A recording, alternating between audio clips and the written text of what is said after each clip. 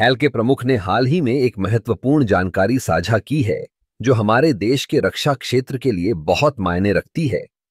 जैसा कि हम जानते हैं, तेजस MK-1A एक स्वदेशी लड़ाकू विमान है जिसे भारतीय वायुसेना की जरूरतों को पूरा करने के लिए विकसित किया गया है। लेकिन हाल ही में हुए एस्ट्रा MK-1 परीक्षण में कुछ सॉफ्टवेयर गड़बड़ियों के कारण यह परीक्षण सफल नहीं हो सका।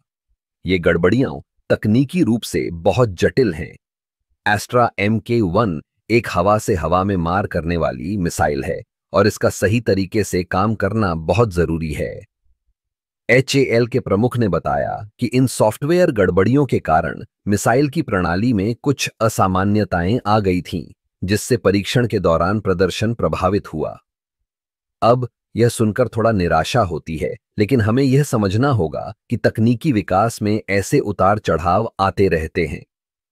HAL ने इस मुद्दे को गंभीरता से लिया है और एक नई रणनीति के तहत सुधार करने का निर्णय लिया है। अगला परीक्षण सितंबर में निर्धारित किया गया है। इस बार HAL ने सुनिश्चित किया है कि सभी सॉफ्टवेयर अपडेट और सुधार समय पर किए जाएं। यह एक चुनौतीपूर्ण प्रक्रिया है, लेकिन हमें अपने वैज्ञानिकों और इंजीनियरों पर पूरा विश्वास है। वे दिन रात मेहनत कर रहे हैं ताकि तेजस MK-1A को और भी बेहतर बनाया जा सके। हमारे देश में स्वदेशी रक्षा प्रौद्योगिकी को बढ़ावा देने के लिए यह एक महत्वपूर्ण कदम है। जब हम अपने खुद के विमानों और मिसाइलों का निर्माण कर रहे हैं, तो यह न केवल हमारी रक्षा क्षमता को बढ़ाता है, बल्कि आत्मनिर्भरता की दिशा में भी एक बड़ा कदम है। एल का यह प्रयास हमें यह दिखाता है कि हम तकनीकी चुनौतियों का सामना कर सकते हैं और उन्हें पार कर सकते हैं। हमें उम्मीद है कि सितंबर में होने वाले परीक्षण में सभी सुधार सफल होंगे और तेजस MK-1A को एक नई पहचान मिलेगी।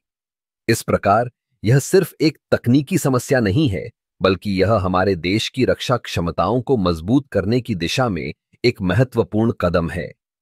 हमें अपने वैज्ञानिकों और इंजीनियरों पर गर्व होना चाहिए, जो इस मिशन को सफल बनाने के लिए लगातार प्रयास कर रहे हैं। आखिरकार यह सब हमारे देश की सुरक्षा और आत्मनिर्भरता के लिए है।